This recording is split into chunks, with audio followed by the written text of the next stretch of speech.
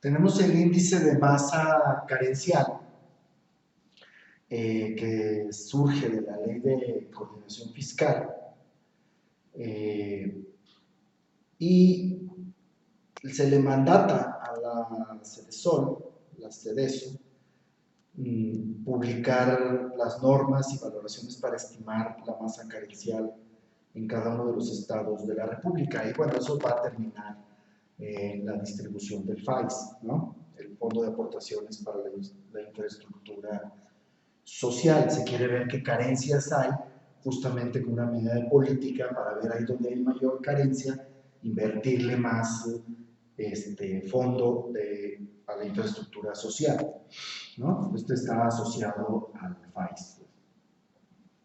El cálculo de masa carencial de cada estado se obtiene por medio de un procedimiento en dos etapas.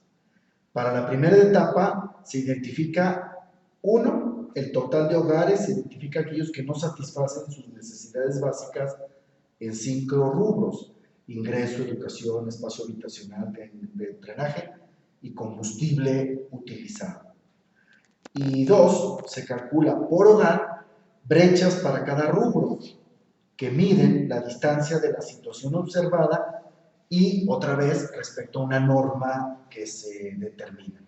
Y tres, los resultados se establecen dentro de una sola escala para poder agregar las 5 brechas de todos los hogares. En la segunda etapa es la etapa de agregación geográfica. Para cada variable se eleva al cuadrado el valor de la brecha que presenta cada hogar para atribuir mayor peso a los hogares más pobres. Este valor se multiplica por el tamaño del hogar, con lo que se conforma la masa carencial del hogar. Luego se suman las masas carenciales de los hogares para cada estado y se obtiene la masa carencial estatal. Al sumar las masas carenciales de todos los estados se obtiene, por supuesto, la masa carencial nacional, y la proporción de cada estado representa con respecto al total nacional. Entonces eso ya es la proporción de recursos del FAIS que se va a destinar a cada estado de la República, a cada entidad federativa. Y luego viene el cálculo que desde el 2002 empieza a hacer la Secretaría de Desarrollo Social, del cálculo de pobreza. Y recordemos que había, fundamentalmente, antes de los cálculos multidimensionales, pues son cálculos fundamentalmente basados en el ingreso, ¿no? Pero el ingreso es respecto a cierta canasta. Esto es, ¿cuánto ingreso se requiere para completar una canasta? ¿Cuánto cuesta una canasta?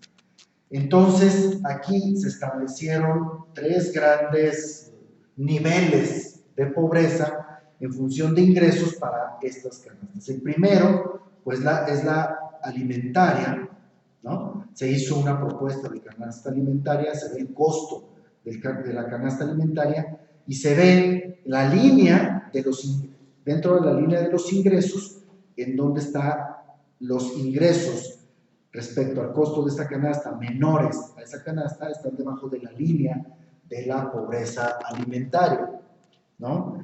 La otra, patrones básicos, ya no solamente una canasta para eso, sino que tenga la alimentaria más gastos de educación y salud, ¿verdad? Y a eso se le llamó pobreza de capacidades, así se le llamó, ¿verdad?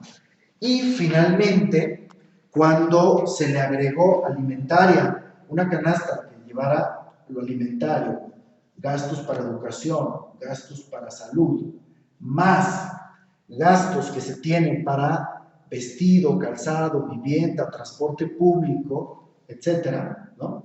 Para una serie de servicios, sobre todo el tema de vivienda, vestido y transporte, y a eso se le llamó pobreza patrimonial, ¿verdad? Los que estuvieran debajo de esta línea estaban en pobreza patrimonial.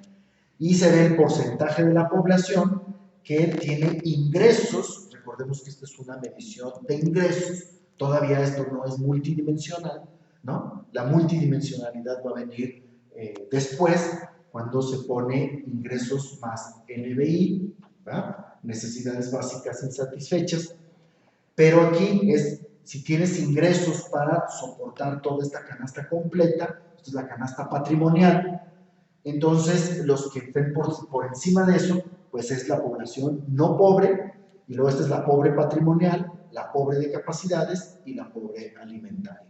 Esa fue la medición que tuvimos en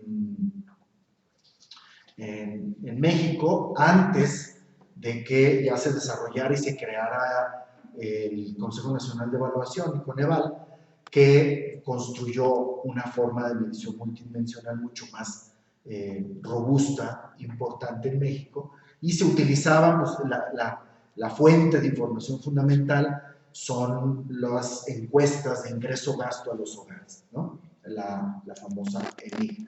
Y esto nos permite ver qué porcentaje de la población en general, de acuerdo a la encuesta de hogares, tenemos en pobreza alimentaria, en pobreza de capacidades o en pobreza patrimonial. Como ven, son medidas distintas, tanto la de marginación, la del bienestar, la de masas carenciales y el índice de pobreza en sus tres escalas distintas al índice de desarrollo humano, ¿verdad?